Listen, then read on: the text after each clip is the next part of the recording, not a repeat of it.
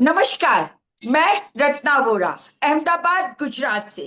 मेरे YouTube channel Ratna Vora बेबाक के इस साप्ताहिक कार्यक्रम में मैं अपनी बात शुरू करूं उससे पहले मैं आपको बताना चाहती हूं कि जिस तरीके से राहुल गांधी जी नेता प्रतिपक्ष ने भारतीय जनता पार्टी की इलेक्शन कमीशन के साथ मिलकर वोट चोरी को पकड़ा है, उससे पूरे देश में एक हाहाकार मच गया है और पूरे देश का हर एक नागरिक अभी सतर्क हो गया है और जागरूक हो गया है। और हर एक नागरिक को लग रहा है कि हमारे वोटों की चोरी करके देश के प्रधानमंत्री नरेंद्र मोदी तीसरी बार प्रधानमंत्री की कुर्सी पर बैठे हैं। बेशक वो बैसाखियों की कुर्सी पर है, परंतु फिर भी वोट चोरी करके वो तीसरी बार प्रधानमंत्री बने हैं। और यहां तक कि अब तो उनके वाराणसी के चुनाव के परिणामों पर भी प्रश्न चिन्ह खड़ा हो गया है। तो साथियों, आज के इस मेरे वार्तालाप में मैंने इनवाइट किया है कांग्रेस के प्रवक्ता, जो बेखौफ प्रवक्ता है, बहुत निडरता से अपनी बात करते हैं और बिल्कुल अपनी बात को दमदार तरीके से रखने वाले ऐसे प्रवक्ता सागर शाह को मैं अपने वार्तालाप में इनवाइट करती हूं और उनको उनसे कुछ बातचीत शुरू की जाए। उससे पहले आप ये जो इंडियन नेशनल कांग्रेस ने अभी एक जो एंथम सॉन्ग लॉन्च किया है, वो इतना ज्यादा वायरल हो रहा है कि घर घर में ये सॉन्ग पहुंच चुका है और हर इंसान ये महसूस कर रहा है कि जो नरेंद्र मोदी ने उनके साथ किया है वो गलत किया है, छलावा किया है, चीटिंग की है और धोखाधड़ी करके वो तीसरी बार प्रधानमंत्री बने हैं। तो मैं अपने पैनल के साथी को इनवाइट करूं उससे पहले आप ये सॉन्ग सुनिए।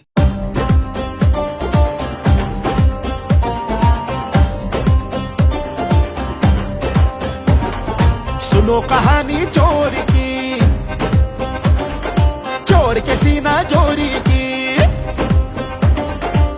ये राजा वोट चोर है, गली गली इस शोर की। कानो कान ना खबर है, साहब ये चोरी अजब है। ढूंढते रह गए गरीब, वोटों की चोरी गजब है। लेके रहेंगे अधिकार हम, जन जन अधिकार, घर घर अधिकार, जन जन अधिकार, घर घर अधिकार।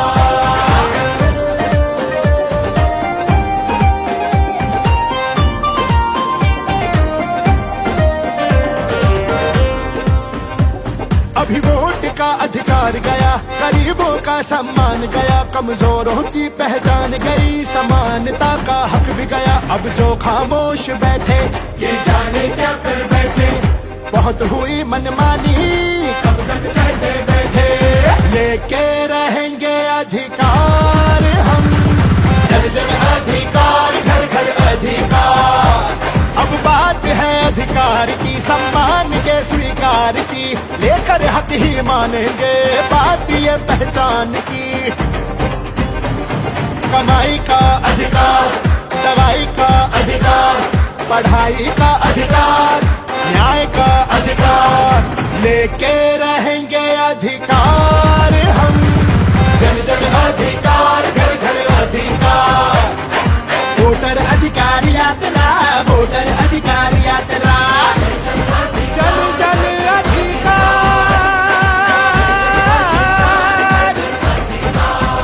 हर हर अधिकार, जन जन अधिकार, घर घर अधिकार।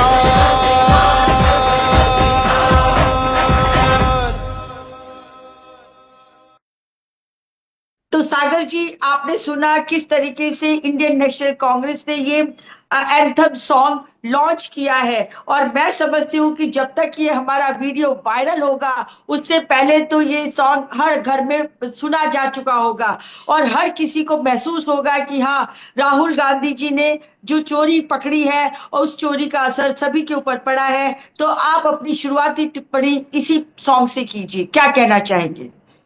सबसे पहले तो आपको और दर्शकों को नमस्कार। देखिए, यही स्ट्रेटेजी राहुल गांधी की पिछले 11 साल से हम देख रहे हैं।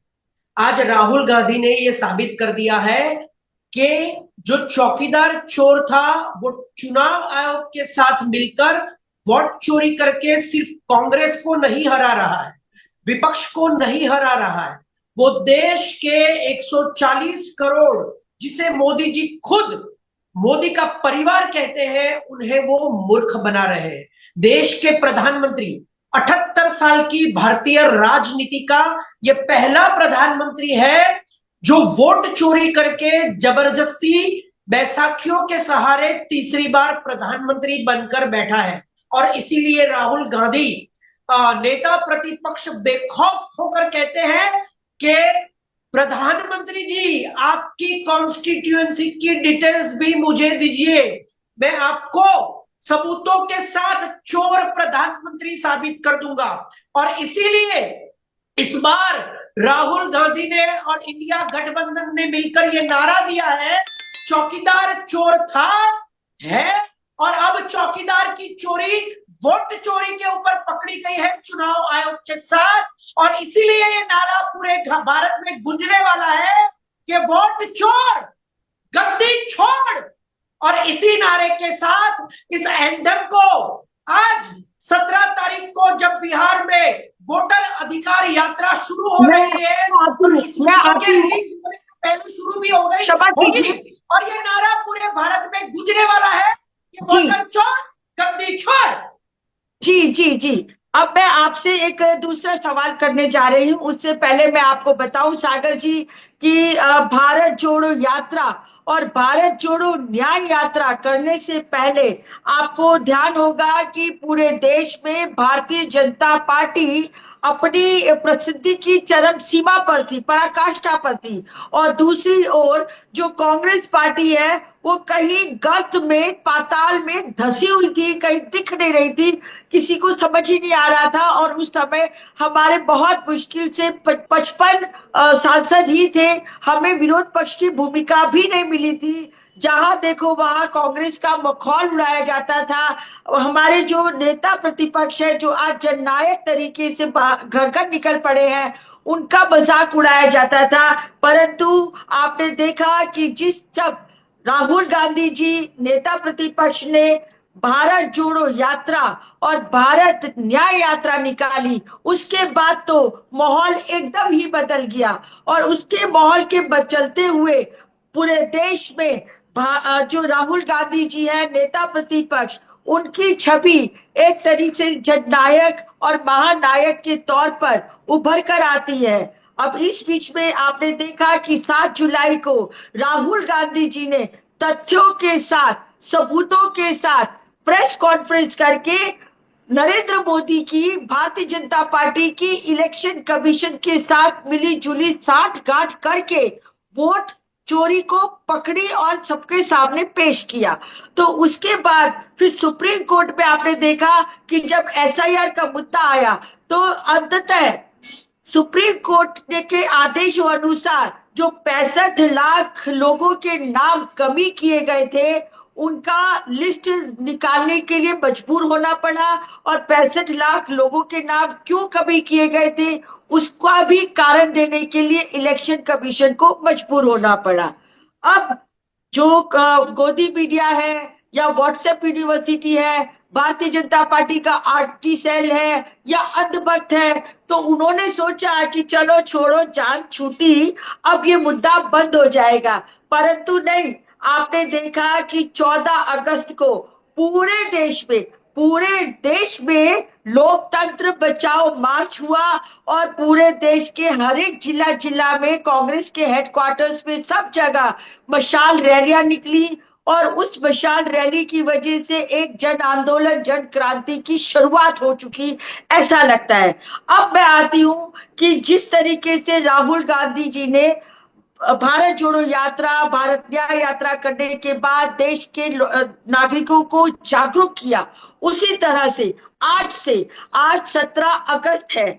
आज से लगभग 2 बजे, अभी शायद समय है, राहुल गांधी जी की एक रैली, पहले तो उनकी एक सभा होगी और 4 बजे से वह फिर न्याय यात्रा पर निकलेंगे। और उनका इस बार नाम है वोट अधिकार यात्रा।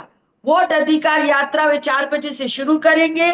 लगभग 23 डिस्ट्रिक्ट को कवर करते हुए 16 दिनों में वो 50 असेंबली कवर करेंगे। और नो डाउट बिहार के तेजस्वी यादव जी भी उनका साथ देंगे।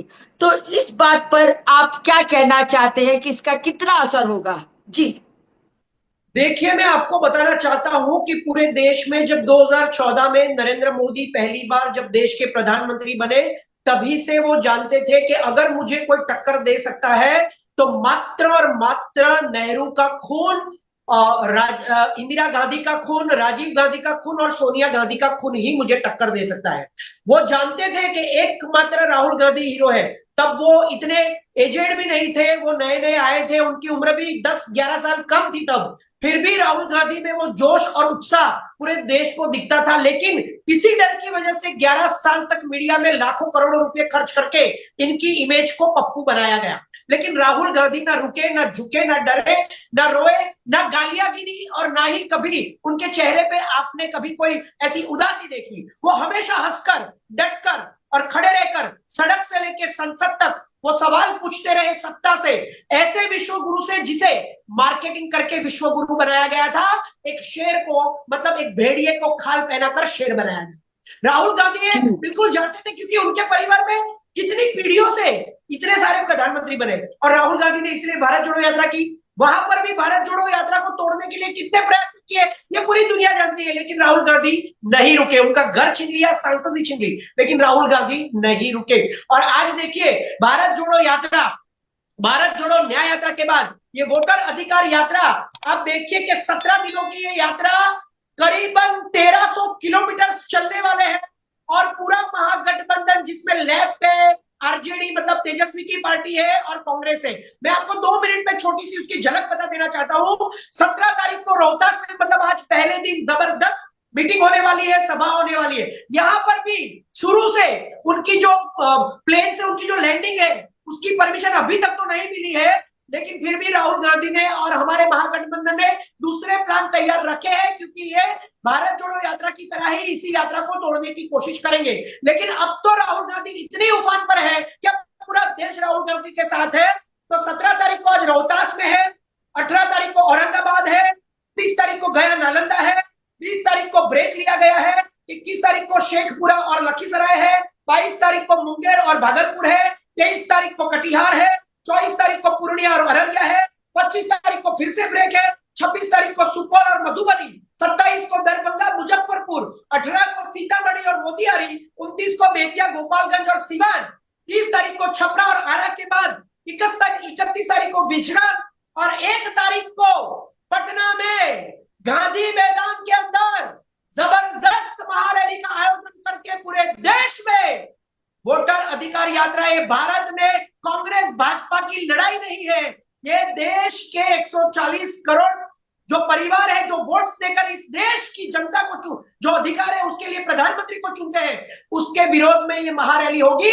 और पूरे देश में ऐसा बम फूटने वाला है जिसे ये भारतीय जनता पार्टी के चोर लोग संसद में बैठे हुए अलीबाबा के 40 नहीं, आज के नरेंद्र मोदी के 400 चोरों को मतलब अपना मुंह छुपाना भारी पड़ने वाला, और साथ में चुनाव आयोग को भी।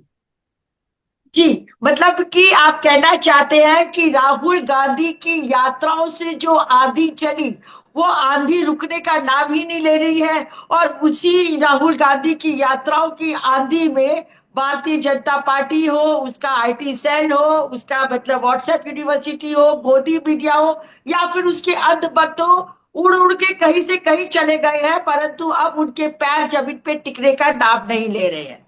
तो सागर जी, अब मैं फिर से आपसे एक और बात पे प्रश्न करना चाहती हूँ। यहाँ पर आपको मालूम होगा, इतिहास को आप समझते और जानते हैं, इसीलिए मैं बताना चाहती हूँ कि 9 अगस्त 1942 में भारत जोड़ो का नारा दिया था इंडियन नेशनल कांग्रेस ने। और महात्मा गांधी ने कहा था, डू और डाई, करो या मरो। और उनकी इस हाकल से पूरा देश उद्वेलित हो गया, उत्तेजित हो गया, और पूरा देश घर घर से निकल पड़ा। कहीं ऐसा तो नहीं है कि ये जो अगस्त का महीना है, इस अगस्त के महीने को क्रांति महीना भी बोलते हैं।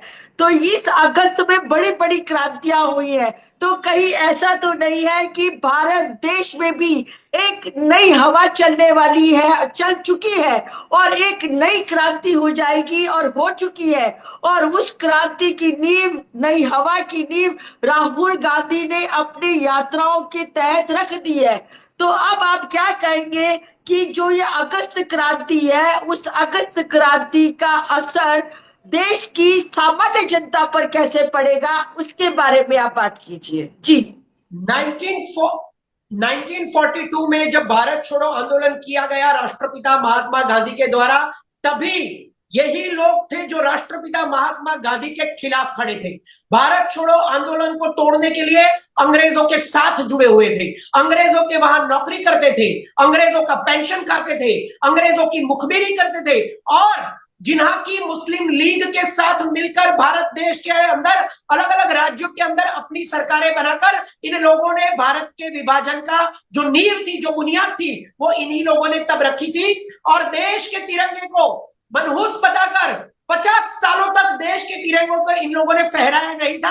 और आज ये लोग घर घर जाकर तिरंगा यात्रा निकाल रहे हैं। यही दिखाता है कि ये लोग दोगले हैं, झूठे हैं। और ये जो क्रांति अगस्त में हुई थी, आप देख लीजिए 1947 का अगस्त महीना, उसका कैलेंडर आज 2025 में फिर से रिपीट हो रहा है। 1947 में जो हमें आजादी मिली वो कैलेंडर और आज का जो 2025 का कैलेंडर है वो सेम है। और तब गांधी जी ने आजादी दिलाई थी। आज 2014 के बाद जो फिर से हमें गुलामी मिली है, ये लोग आजादी कहते हैं 2014 के बाद, लेकिन पूरे देश को जो गुलामी मिली है उससे मुक्त करने के लिए राहुल गांधी फिर से दूसरे गांधी बनकर आज खड़े हो चुके हैं। और आज भी देखिए कि आज के जो लोग सत्तारूढ़ पार्टी के लोग हैं, वो पाकिस्तान, चाइना और अमेरिका जैसी अंग्रेजी सरकारों के सामने ही गुलाम बनकर बैठे हैं। वो पूरे विश्व मंच पर नरेंद्र मोदी का बार बार लगातार अपमान कर रहे हैं, हम पर टैरिफ डाल रहे हैं, हमारे देश के लोगों को बेड़ियां डालकर यहाँ पर भेज रहे हैं, मोदी जी को धमकी देते हैं और वो खुद सीजफायर करते हैं तो मोदी जी एक शब्द नहीं बोलते हैं। तो तब यही लोग गुलाम थे ब्रिटिश और अंग्रेजों के सामने। आज के सत्तारूढ़ पार्टी के लोग भी अमेरिकन अंग्रेजों के सामने गुलाम बनकर बैठे हैं। और तब गांधी जी थे और दूसरा गांधी है, वो हमें आजादी दिलाएगा। और देश बिल्कुल इस बात को मान रहा है। राहुल गांधी ने भी भारत जोड़ो यात्रा में कहा था कि अब मैं वो राहुल नहीं हूं। तब इन्हीं लोगों ने राहुल गांधी की मजाक बनाई थी कि जो खुद को पहचानता नहीं वो देश को क्या आजादी दिलाएगा। लेकिन राहुल गांधी तब ये कहना चाहते थे कि अब मेरे गुरु नेहरू नहीं, अब मेरे गुरु मेरी नानी इंदिरा गांधी नहीं, अब मेरे गुरु गांधी जी हैं। और अब मैं गांधी जी के रास्तों पर चल रहा हूं, इसीलिए मैं मोहब्बत की दुकान खोलने वाला हूं। और राहुल गांधी ने गांधी जी के रास्तों पर चल के मोहब्बत की दुकान खोली और आज ये दूसरा गांधी इस देश को फिर से दूसरी आजादी के लिए लेकर निकल चुका है। जी, बहुत बहुत धन्यवाद जो आपने ये बताया। अब मैं एक और प्रश्न के ऊपर आती हूँ। हमने देखा कि 15 अगस्त को पूरे देश ने स्वतंत्रता दिवस का जो पर्व था, राष्ट्रीय पर्व, बहुत ही हर्षोल्लास के साथ बनाया। पर दुख के साथ कहना पड़ रहा है कि उसी स्वतंत्रता दिवस के उपलक्ष्य में हमारे देश के बैसाखियों वाले प्रधानमंत्री, जिनका अब चेहरा बुझा हुआ दिखता है, जो अब एक हताश और निराश दिखते हैं, उस प्रधानमंत्री ने आरएसएस को, जिसके 100 साल पूरे होते हैं, बधाई दी और आरएसएस की तारीफ करी। और इस आरएसएस की तारीफ करने का एक और भी कारण जो विश्लेषक है वो सामने लाते हैं कि अब क्योंकि नरेंद्र मोदी बूढ़े हो गए हैं, 75 साल पूरे करने जा रहे हैं सितंबर में, तो अब वो आरएसएस के पनाह में है और चाहते हैं कि आरएसएस उन्हें एक्सटेंशन दे, और इसीलिए वो आगे के 10 सालों की भी बात कर रहे हैं। परंतु जिस तरीके से उन्होंने बात की, आरएसएस का नाम लिया, हम सभी जानते हैं आरएसएस एक ऐसी संस्था है कि जो हिंदू राष्ट्र की बात करती है, कट्टरवाद की बात करती है, और वो संस्था लड़ाने की बात करती है। वो सिर्फ हिंदू को ही नजर में रखते हुए उनका उन्हीं के बारे में बात करती है, जबकि वो उसने भारतीय संविधान को कभी अपनाया नहीं, आज तक नहीं अपनाया। क्योंकि अभी देखा 2024 से पहले वो भारतीय संविधान को बदलने की बात कर रहे थे। आपने कहा कि उन्होंने अपने हेडक्वार्टर नागपुर में थे, 53 साल तक झंडा नहीं लहराया। तो जिस आरएसएस ने आज तक, मैं तो साफ तौर पे कहूंगी, देशद्रोह का काम किया है, क्योंकि उन्होंने संविधान का विरोध किया, उन्होंने तिरंगे का विरोध किया, उन्होंने डॉक्टर भीमराव अंबेडकर बाबा साहब का विरोध किया। ऐसी संस्था, और जिस संस्था से जुड़े ये जो सावरकर है, ऐसी संस्था से जुड़े सावरकर को भी उन्होंने हाईलाइट किया। और हाईलाइट तो आज की पराकाष्ठा ये हो गई है कि आपने देखा होगा, एक पोस्टर निकला है, एक चित्र निकला है, जिसके अंदर भारत सरकार की एक मंत्रालय ने सबसे ऊपर सावरकर का चेहरा रखा है, और उसके नीचे भारतीय का तिरंगा रखा है, उसके साथ में महात्मा गांधी, और नीचे सुभाष चंद्र बोस, और उसके नीचे लाल किला, और दूसरे नेता जो दूसरे हमारे स्वतंत्रता सेनानी है उनका फोटो है। तो इस तरीके से खुलेआम उन्होंने अपमान किया। और आप जानते हैं कि सावरकर कौन था। सावरकर ने एक बार, दो बार नहीं, 13 बार माफी मांगी, अंग्रेजों की मुखबरी करी, चमचागिरी करी, उनसे पेंशन लिया, और उसके बावजूद भी 15 अगस्त को सावरकर जैसे इंसान का फोटो रिलीज करते हैं, और साथ में नरेंद्र मोदी गिड़गिड़ाते हुए और आरएसएस को खुश करने के लिए उनको बधाइयां देते हैं। इस पर आप टिप्पणी दीजिए। देखिए, ये इनका इतिहास रहा है माफी मांगने का। 13 बार माफी मांगी सावरकर ने, आपने बताया। और राहुल गांधी का बकायदा एक वीडियो वायरल है जिसमें राहुल गांधी कहते हैं कि एक पत्र दिखाकर कहते हैं कि सावरकर ने लिटरली कहा था कि सरकार, अंग्रेज सरकार, मैं आपका नौकर हूं, आई एम योर सर्वेंट। तो ये पहले से ही अंग्रेज के नौकर है, ये खुद लिख कर गए हैं, और लिखे हुए जो हलफनामे हैं वो राहुल गांधी ने वायरल कर दिए हैं। तो सबसे पहली बात तो ये, अब ऐसे माफी मांगने वाले को, और जिसने आजादी दिलाई, जिनकी हत्या हुई, इन्हीं लोगों ने की, इसका आरोप भी सावरकर के ऊपर है कि राष्ट्रपिता महात्मा गांधी की हत्या में गॉडसे जो था वो उनसे जुड़ा हुआ था। ये आरोप है। अब सोचिए कि पहले हिंदू आतंकवादी, जिनको ये लोग देशभक्त कहते हैं, इनकी नेता देशभक्त कहती है, जिनको भी इन लोगों ने अभी अभी उस केस में से छुड़वा दिया, बरी करवा दिया, वो साध्वी प्रज्ञा जो गॉडसे को देशभक्त कहती है, और गॉडसे ये सावरकर के साथ जुड़े हुए थे, ये पूरा सबको, पूरे देश को पता है। इसके रिपोर्ट्स है, कपूर रिपोर्ट्स भी है, मंदिर बनवाया है। देखिए, तो मैं आपको बताना चाहता हूं कि ऐसे व्यक्ति को राष्ट्रपिता महात्मा गांधी से भी ऊपर पोस्टर के अंदर दर्शाया गया है।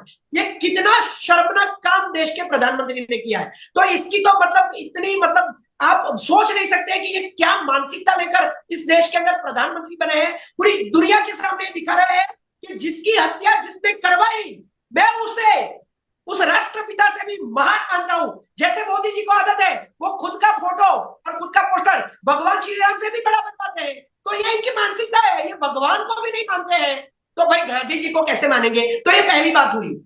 दूसरी बात, ये जो आपने बताया कि जब लाल किले से इन्होंने लंबा भाषण दिया इस बार, इसमें आपने देखा होगा कि इस बार हमारे एलओपी राहुल गांधी नहीं गए थे, क्योंकि पता है लास्ट टाइम भी वो एलओपी बन चुके थे और वो गए थे, और उन्हें बिठाने के लिए लास्ट से सेकंड लास्ट जो रो थी उसके अंदर उन्हें बिठाया गया था। और फिर बाद में वो सारे वीडियोस वायरल करके ये दिखाया गया कि हम राहुल गांधी को पप्पू मानते थे, पप्पू मानते हैं, वो एलओपी भी बन जाए तो पप्पू ही रहेंगे हमारे लिए, जैसे गॉडसे देशभक्त था, है और रहेगा। और इसीलिए कांग्रेस ने, जब आज राहुल गांधी टॉप पर है, पॉपुलैरिटी में उफान पर है, तब राहुल गांधी ने भी छक्के पे छक्का मारा और कहा कि तुम 2 भाषण जितना लंबा देना है, लेकिन देश का दूसरे नंबर का एलओपी आपके सामने इस बार नहीं आएगा। तो राहुल गांधी ने भी नेले पे देना खेल दिया और प्रधानमंत्री नरेंद्र मोदी की इज्जत की धज्जियां निकाल दी।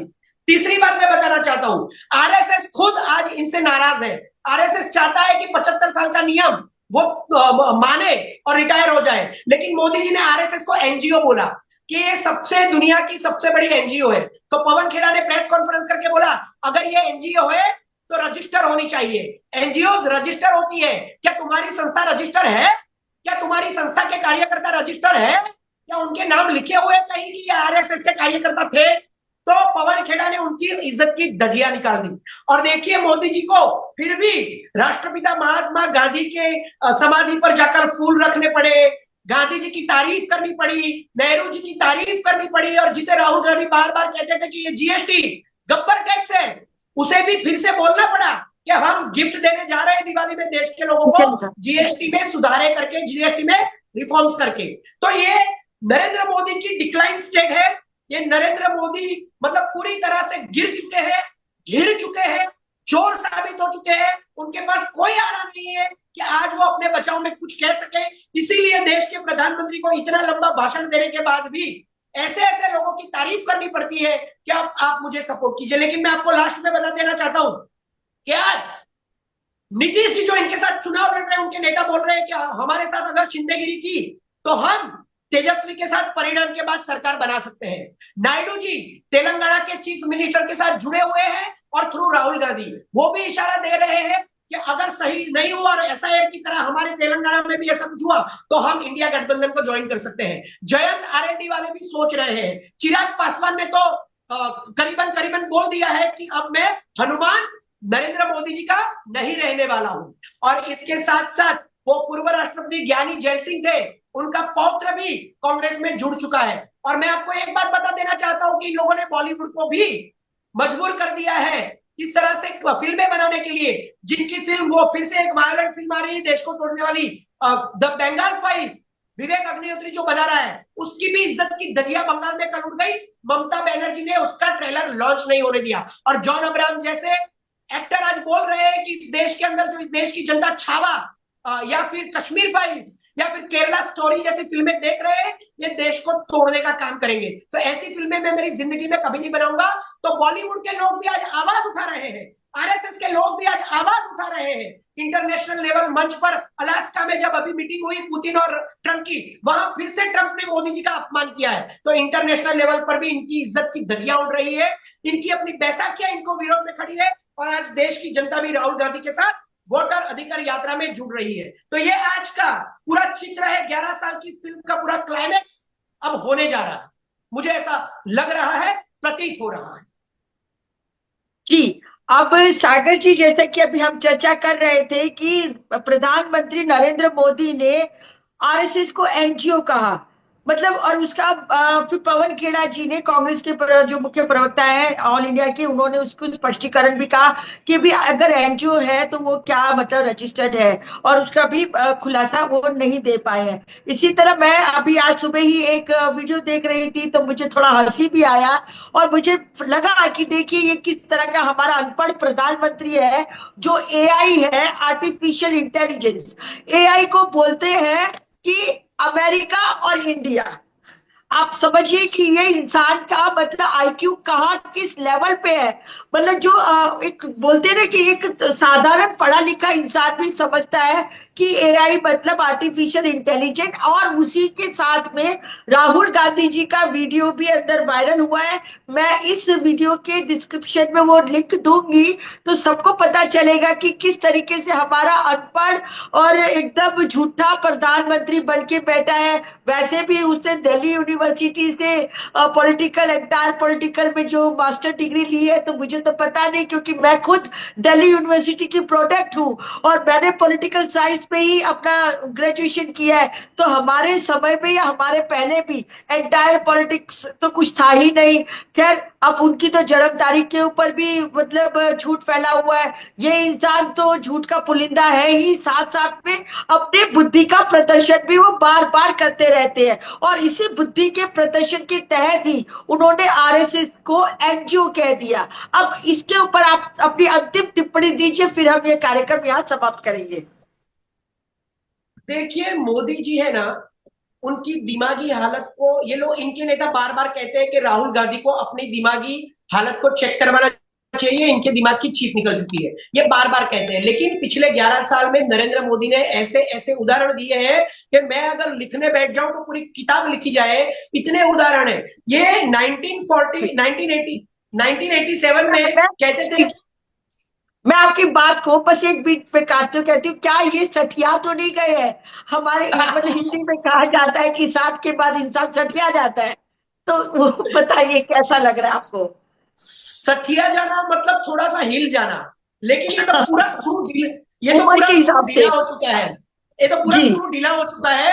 इसे तो अब ऐसा फिट करना पड़ेगा कि झोला उठाए और भाग जाए। तो मैं आपको बताना चाहता हूं कि 1987 में इनके पास इलेक्ट्रॉनिक कैमरा था जिससे वो फोटो खींचते थे, और 1987 में ही वो इलेक्ट्रॉनिक मेल भी करते थे। ये बोला है। ये एक्चुअली नाले में से गैस बनाते हैं और उसके ऊपर से फिर चाय भी बनाते हैं। ये बोलते हैं कि बादल होते हैं ना, तो उसमें रडार काम नहीं करता है, तो आप मतलब एक फायदा ले सकते हैं उसका। अगर आपको वहां से प्लेन निकलना है तो बादल जब हो देश के अंदर, तब आपको प्लेन लेके निकल जाना चाहिए। रडार में बादल भी नहीं आते हैं, मतलब बादल हो तो प्लेन नहीं दिखते हैं, ये कहते हैं। उसके बाद इन्होंने क्या बोला था, आलू से सोना की बात बोली थी, वो एक्चुअली इन्हीं ने बोली थी, लेकिन इनकी आईटी बेल इंडिया ने काट कूट कर राहुल गांधी के ऊपर छपवा दी।